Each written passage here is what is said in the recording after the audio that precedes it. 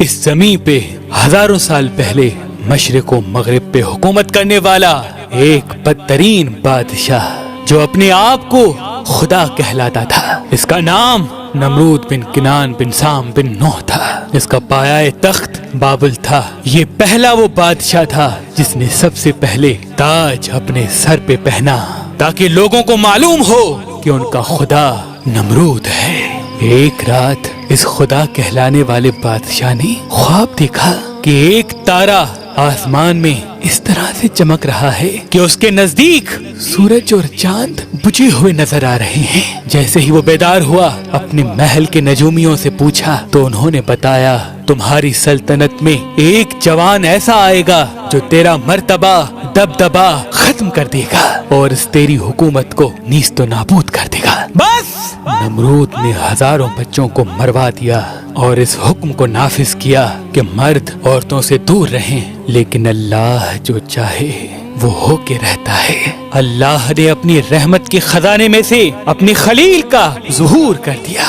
تاریخ نے لکھا کہ حضرت ابراہیم کی والدہ جب حضرت ابراہیم کی آمد ہوئی، کئی سالوں تک اپنے علاقے سے باہر رہی اور اپنے بیٹے ابراہیم کو غار میں چھپا دیا۔ تقریباً 7 سال آپ کی والدہ محترمہ اس غار میں چھپ کے آتی، آپ کو دودھ پلا کے واپس بابل چلی جاتی۔ جب آپ زمانہ بلوغیت کی طرف بڑھنے لگے تو آپ کے چچا آزر نے یہ چاہا کہ آپ ان کے ساتھ آ کے رہیں اور ان کے کام میں ہاتھ بٹائیں۔ حضرت ابراہیم علیہ السلام جب آگے شہر رہنے لگے، لوگوں کو دیکھا کہ کوئی سورج کی پوجا کر رہا ہے، کوئی آگ کی پوجا کر رہا ہے، کوئی بتوں کی پوجا کر رہا ہے، کوئی نمرود کو خدا کہہ رہا ہے۔ آپ فرمانے لگے، اللہ تو وہ ہے جو ہر چیز پہ قدرت رکھتا ہے، یہ سورج طلوع ہو کے غائب ہو جاتا ہے، کیسے ہو سکتا ہے یہ خدا ہو؟ یہ آگ پانی سے بجھ جاتی ہے، کیسے ہو سکتا ہے یہ خدا ہو؟ یہ نمرود ہماری طرح سو جاتا ہے، بیمار ہو جاتا ہے، کیسے ہو سکتا ہے یہ خدا ہو؟ یہ بت جن کو ہم نے ہی اپنے ہاتھوں سے بنایا، کیسے ہو سکتا ہے یہ خدا ہو؟ ایک مرتبہ جب سب لوگ میلے پہ گئے تو ابراہیم علیہ السلام نے اپنی کلہاڑی سے تمام بتوں کو توڑ دیا اور کلہاڑی کو بڑے بت کے کندھے پہ رکھ دیا۔ لوگ جب واپس آئے، دیکھا کہ سارے بت ٹوٹے ہوئے ہیں۔ سب نے یہ مان لیا کہ یہ کام ابراہیم علیہ السلام کا ہے۔ ابراہیم علیہ السلام کہنے لگے، دیکھو پوچھو کہ اس بڑے بت نے شاید توڑا ہو۔ سب حیرت سے پوچھنے لگے کہ یہ بت کیسے توڑ سکتا ہے؟ تو آپ فرمانے لگے، میں بھی تو یہی کہنا چاہتا ہوں کہ جب یہ کسی بت کو توڑ نہیں سکتا تو یہ ہمارا خدا کیسے ہو سکتا ہے؟ نمرود نے یہ حکم نافذ کروایا کہ ایک ایسی آگ جلائی جائے جس میں ابراہیم کو اس طرح سے جلایا جائے کہ لوگ عبرت حاصل کریں۔ 2 سالوں تک لکڑیوں کو جمع کیا گیا اور ایک بہت ہی بڑی آگ جلائی گئی۔ فرشتوں نے اللہ کی دربار میں فریاد کو بلند کیا کہ اے اللہ، ہمیں حکم دے کہ ہم تیری خلیل کو بچا سکیں۔ اللہ نے فرمایا، جاؤ دیکھو، اگر ابراہیم تم سے مدد طلب کرے تو ضرور اس کی مدد کرنا۔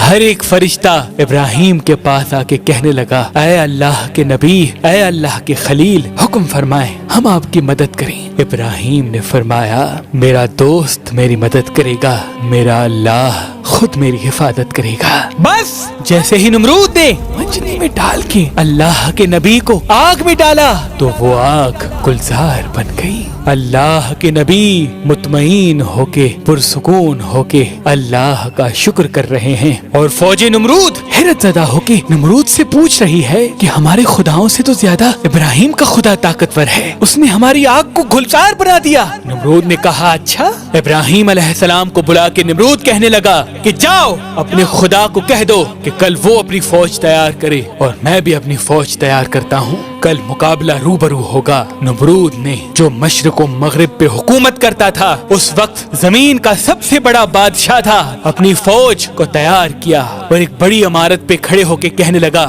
ہے کوئی مجھ سے زیادہ طاقتور تو آئے اور لڑے مجھ سے۔ اتنی دیر میں اللہ نے مچھروں کو حکم دیا کہ جاؤ اس نمرود کی فوج کو فنار کر دو۔ وہاں سے بڑے بڑے مچھر آئے اور نمرود کی فوج کے ایک ایک فرد کا خون اور گوشت کھا گئے۔ نمرود حیرت زدہ دیکھ ہی رہا تھا کہ ایک لنگڑا مچھر نمرود کی ناک میں گھس گیا۔ नमरूद अपने सर को दीवारों पे मारने लगा कि मुझे कोई बचाए, लेकिन अफसोस अल्लाह का अज़ाब जब आता है तो कोई किसी को बचा नहीं पाता। वो फौरन अपने महल में आया, बेचैन होने लगा, अपनी खादमीन से कहने लगा कि अपनी जूतियों से मेरे सर को मारो। जब जब नमरूद के सर पे कोई जूता मारता था नमरूद को सुकून आता था, क्योंकि वो मच्छर नमरूद की नाक से होते हुए नमरूद के दिमाग तक आ पहुंचा और धीरे धीरे उसके दिमाग को चाटता रहा। तारीख ने लिखा वो बदतरीन बादशाह, वो जो अपने आप को खुदा कहलाकर अल्लाह के बंदों को गुमराह करता था, अब वही बंदे अपनी जूतियों से उसका सर पीटते थे और ऐसे तड़प तड़प के वो फिन्नार हो गया। उसकी सल्तनत नीस्तो नाबूद हो गई। सलाम हो अल्लाह के नबी इब्राहिम खलीलुल्लाह पर। बेशक अल्लाह के सिवा कोई खुदा नहीं और वो ही है जो हर चीज पे कुदरत रखता है,